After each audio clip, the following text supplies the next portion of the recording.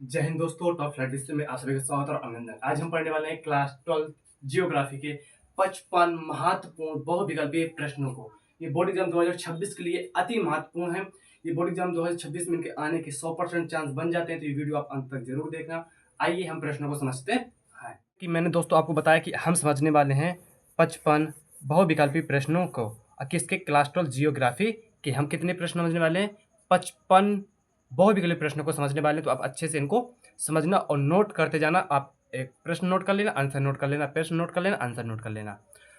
चलो आओ हम समझते हैं। जिनमें से हमारा पहला प्रश्न है कि निम्नलिखित में से कौन सा एक भौगोलिक सूचना का स्रोत नहीं है?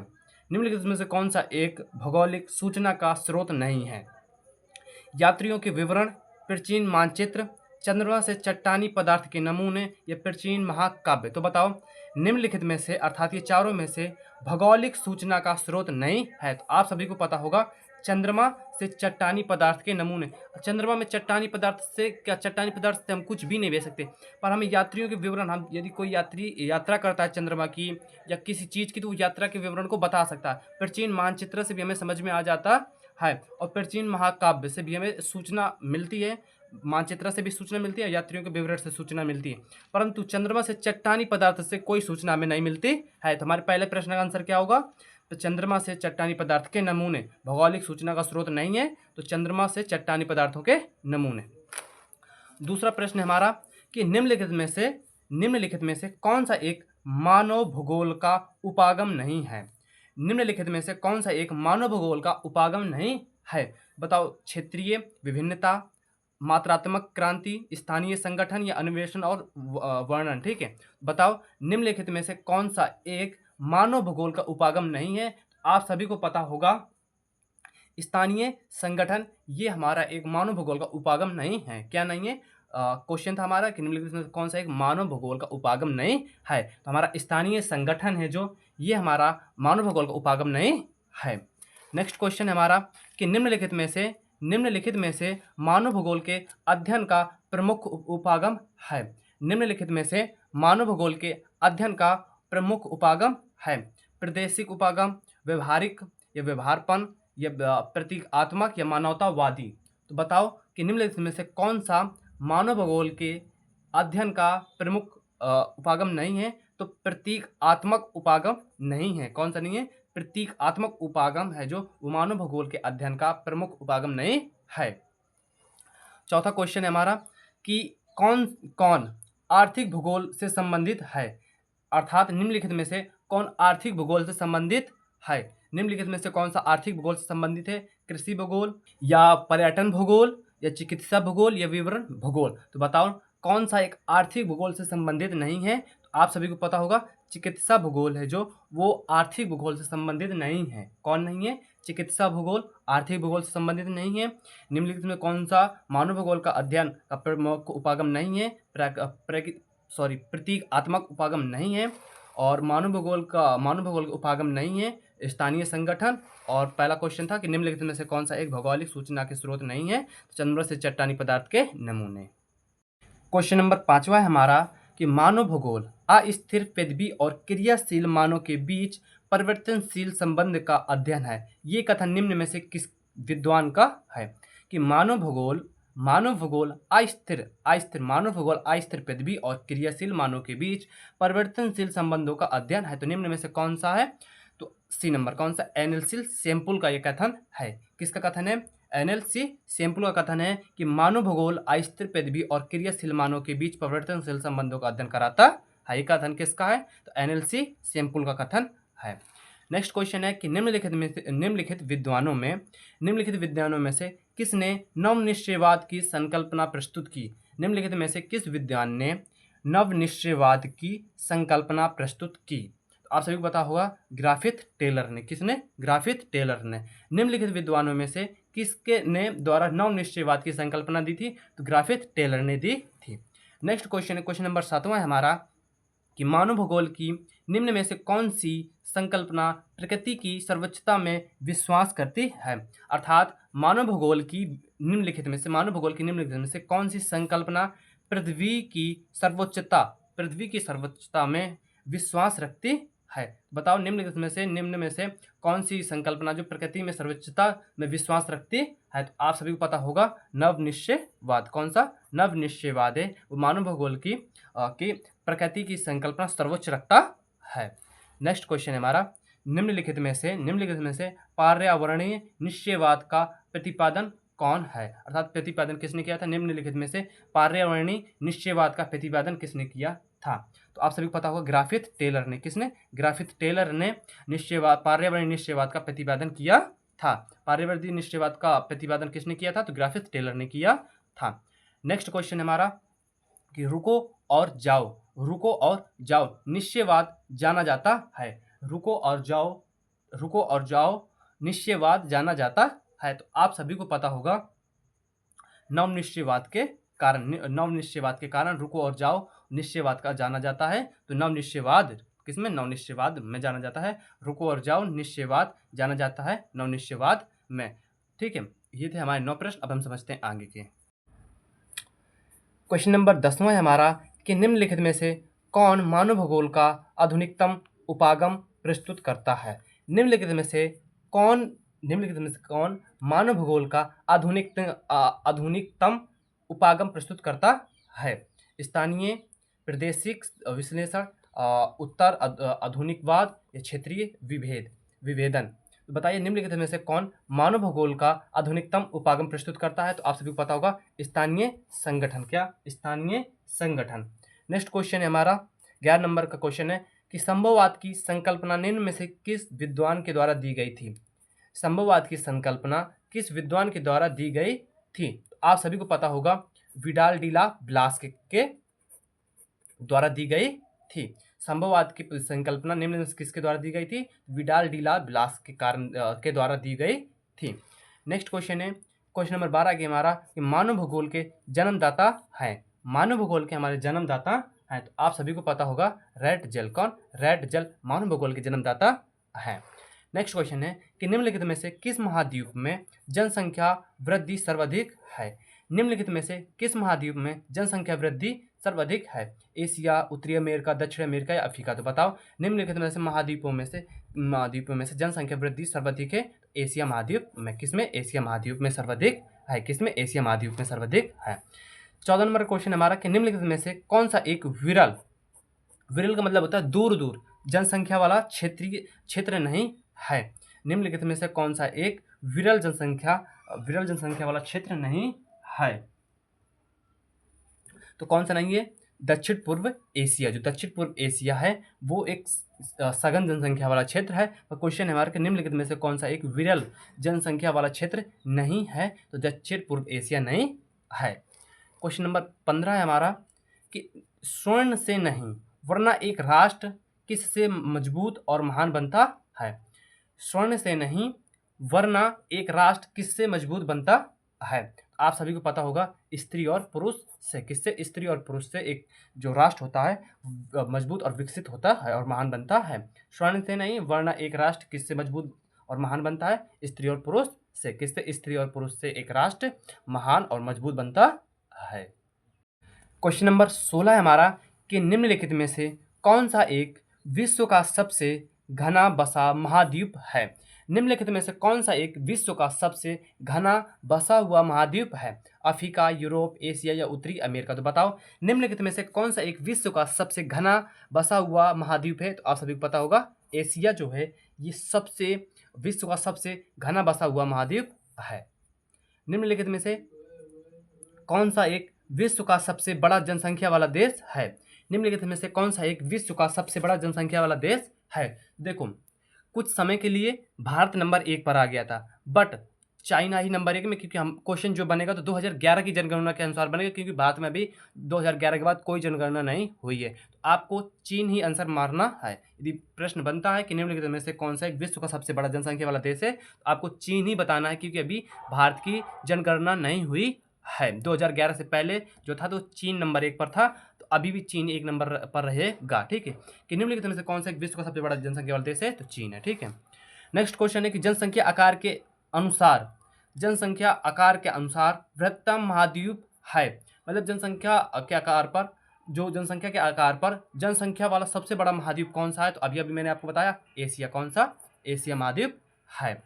नेक्स्ट क्वेश्चन है कि निम्नलिखित में से कौन से जनसंख्या परिवर्तन का एक घटक है? निम्नलिखित में से कौन सा एक जनसंख्या परिवर्तन का घटक है? मृत्यु दर, जन्म दर, जनसंख्या प्रवास या उपयुक्त में से सभी? तो निम्नलिखित में से जनसंख्या परिवर्तन का घटक है उपयुक्त में से सभी। मृत्यु दर भी है, जन्म दर भी है, उपयुक्त जनसंख्या प्रवास भी है। ठीक है। क्वेश्चन नंबर 20 हमारा कि निम्नलिखित में से जनसंख्या प्रवास का प्रकार है। अंतर महाद्वीपीय स्थानांतरण, अंतरराष्ट्रीय स्थानांतरण, अंतर प्रांतीय स्थानांतरण या उपयुक्त में से सभी? तो निम्नलिखित में से जनसंख्या प्रवास का एक प्रकार है उपयुक्त में से सभी। ये तीनों हैं, ये हैं जनसंख्या प्रवास के प्रकार। ठीक है। नेक्स्ट क्वेश्चन है हमारा, क्वेश्चन नंबर 21 है हमारा कि निम्नलिखित में से कौन सा एक न्यूनतम जनसंख्या वृद्धि वाला महाद्वीप है? निम्नलिखित में से कौन सा एक न्यूनतम वृद्धि वाला जनसंख्या वाला देश है? बताओ। 21 नंबर का क्वेश्चन हमारा कि निम्नलिखित में से कौन सा एक न्यूनतम जनसंख्या वृद्धि वाला देश है? एशिया, यूरोप, ऑस्ट्रेलिया या अफ्रीका? तो आप सभी को पता होगा जो यूरोप है वो सबसे न्यूनतम जनसंख्या वाला दर वाला देश महाद्वीप है, और एशिया सर्वाधिक जनसंख्या वाला महाद्वीप है, और सबसे न्यूनतम वाला महाद्वीप है यूरोप। क्वेश्चन नंबर 22वां है हमारा कि जनसंख्या का आकार पर अनुसार विश्व का सबसे छोटा महाद्वीप है। जनसंख्या के आकार पर विश्व का सबसे छोटा महाद्वीप है यूरोप, उत्तरी अमेरिका या दक्षिणी अमेरिका या ओशियाना? तो बताओ जनसंख्या के आधार पर सबसे छोटा महाद्वीप है तो वह है ओशियाना। क्या? ओशियाना सबसे छोटा महाद्वीप है। क्वेश्चन नंबर 23वां हमारा कि मानव विकास की अवधारणा निम्नलिखित में से किस विद्वान के द्वारा दी गई है? मानव विकास की अवधारणा निम्नलिखित में से किस विद्वान की देन है? तो आप सभी को पता होगा डॉक्टर महबूब उल हक के द्वारा दी गई थी मानव विकास की अवधारणा। किसके द्वारा दी गई थी? डॉक्टर महबूब उल हक के द्वारा दी गई थी मानव विकास की अवधारणा। इनमें से बाकी रेड जेल, सैम्पुल और सेन, अमृत सेन ये बाकी गलत हैं। तो मानव विकास की अवधारणा निम्नलिखित में किसके द्वारा दी गई थी? डॉक्टर महबूब उल हक के द्वारा। विकास का अर्थ है, विकास का अर्थ निम्न में से क्या है? विकास का अर्थ निम्न में से क्या है? वृद्धि होना, बड़ा होना, विशाल होना या गुणात्मक परिवर्तन होना? तो आप सभी को पता है विकास का मतलब होता है वृद्धि होना। विकास का अर्थ है वृद्धि होना। क्या है? विकास का अर्थ है वृद्धि होना। नेक्स्ट क्वेश्चन है कि निम्नलिखित में से किस देश का मानव विकास स्तर भारत से ऊंचा है? निम्नलिखित में से किस देश का मानव विकास स्तर भारत से ऊंचा है? पाकिस्तान, बांग्लादेश, नेपाल, श्रीलंका? तो आप सभी पता होगा श्रीलंका का जो है वो मानव विकास स्तर भारत से ऊंचा है। नेक्स्ट क्वेश्चन है कि निम्नलिखित में से किस देश में देशों में से कौन सा देश कहवा उत्पादन करता है? मतलब सर्वाधिक कौन सा देश कहवा उत्पादन करता है? निम्नलिखित देशों में से कौन सा देश कहवा उत्पादन करता है? ठीक, मतलब कॉफी। ब्राजील, फिनलैंड, कनाडा या फ्रांस? तो आप सभी पता होगा ब्राजील। नेक्स्ट क्वेश्चन है हमारा निम्नलिखित में से कौन सा एक देश भूमध्य सागरीय वनस्पति के लिए प्रसिद्ध है? निम्नलिखित में से कौन सा एक देश भूमध्य सागरीय वनस्पति के लिए प्रसिद्ध है? तो बताओ कि निम्नलिखित में से कौन सा देश है जो भूमध्य सागरीय वनस्पति के लिए प्रसिद्ध है? चीन, भारत, चिली या इंडोनेशिया? तो आप सभी को पता होगा भारत जो है वो भूमध्य सागरीय वनस्पति के लिए प्रसिद्ध है। क्वेश्चन नंबर 28 है हमारा कि निम्नलिखित में से कौन सा प्राथमिक क्षेत्र नहीं है? निम्नलिखित में से कौन सा एक क्षेत्र प्राथमिक क्रिया या प्राथमिक क्षेत्र नहीं है? अखेट, कृषि, खनन या विनिर्माण? तो आप सभी को पता होगा हमारा विनिर्माण इज द राइट आंसर। निम्नलिखित में से कौन सा एक प्राथमिक क्रिया नहीं है? विनिर्माण। ठीक है। क्वेश्चन नंबर 29 है हमारा कि निम्नलिखित में से किस प्रकार की कृषि में खट्टे रसदार फसलों की कृषि की जाती है? निम्नलिखित में से किस प्रकार की कृषि में खट्टे रसदार फसलों की कृषि की जाती है?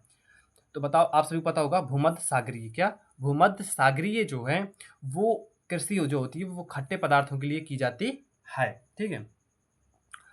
30वें नंबर क्वेश्चन हमारा यूएसए में निम्नलिखित में से औद्योगिक क्षेत्र में से किसे जंग का कटोरा कहा जाता है? किसे जंग का कटोरा कहा जाता है?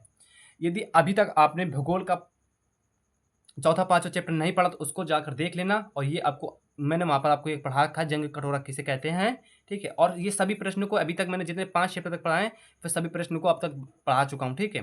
बहुविकल्पी प्रश्न, अति लघु उत्तरीय प्रश्न, दीर्घ उत्तरीय प्रश्न, सब टाइप के प्रश्न मैं पढ़ा चुका हूँ। तो आप सारे वीडियो को पीछे के तीसरा, चौथा, दूसरा, पहला पेपर वीडियो को जरूर देखना, जिससे आपके सारे टॉपिक क्लियर हो जाएंगे, ठीक है। तो वैसे में निम्नलिखित औद्योगिक क्षेत्र में से किसे जंग कटोरा कहा जाता है, तो आप सभी को पता होगा पीटर्सबर्ग को जंग कटोरा कहा जाता है।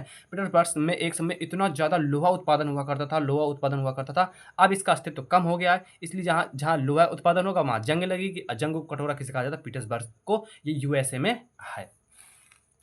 निम्नलिखित में से तीसरा सॉरी 31 नंबर क्वेश्चन हमारा कि निम्नलिखित में से कौन सा एक तृतीय क्रिया है, क्रियाकलाप या तृतीय क्षेत्रक का केंद्र है। निम्नलिखित में से कौन सा एक तृतीय क्षेत्रक है या तृतीय क्रियाकलाप है। खेती, अखेट या बुनाई, तो आप सभी पता होगा व्यापार होता है। सेवा क्षेत्र जो होते हैं वो तृतीय क्रियाकलाप में आते हैं। क्वेश्चन नंबर 32 हमारा कि निम्नलिखित में से कौन सा एक नगर ट्रांस साइबेरियन रेल मार्ग पर स्थित नहीं है। बताओ कि कौन सा नगर है ऐसा जो ट्रांस साइबेरियन रेल मार्ग पर स्थित नहीं है, तो आप सभी पता होगा टोमाक्स। क्या, टोमाक्स। नेक्स्ट क्वेश्चन हमारा कि बिग इंच पाइपलाइन के द्वारा प्रवाहित किया जाता है दूध, जल, तरल पेट्रोलियम गैस या पेट्रोलियम। तो बिग इंच पाइपलाइन के द्वारा प्रवाहित किया जाता है पेट्रोलियम को। किसको, पेट्रोलियम को। किसको, पेट्रोलियम को बिग इंच पाइपलाइन के द्वारा प्रवाहित किया जाता है। क्वेश्चन नंबर 34 हमारा कि चैनल टनल किसको, चैनल टनल जोड़ता है।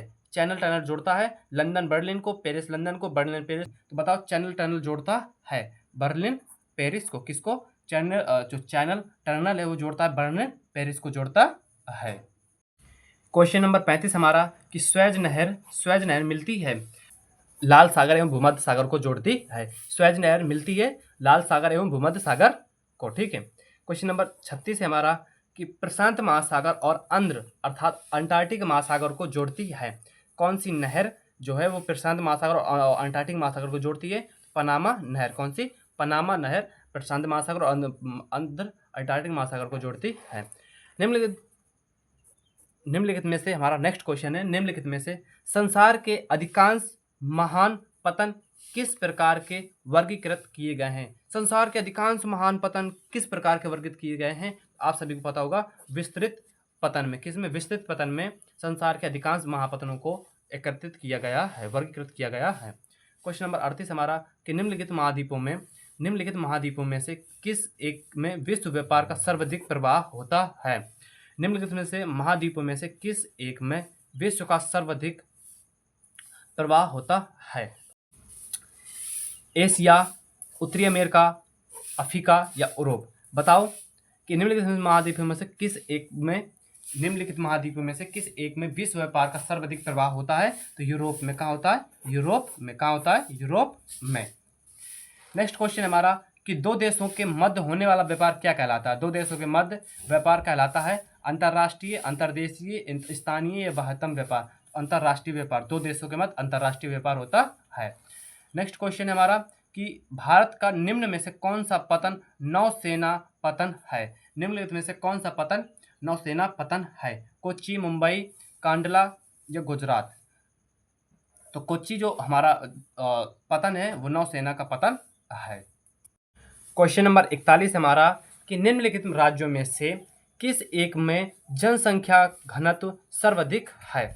निम्नलिखित में से किस राज्य में जनसंख्या घनत्व सर्वाधिक है।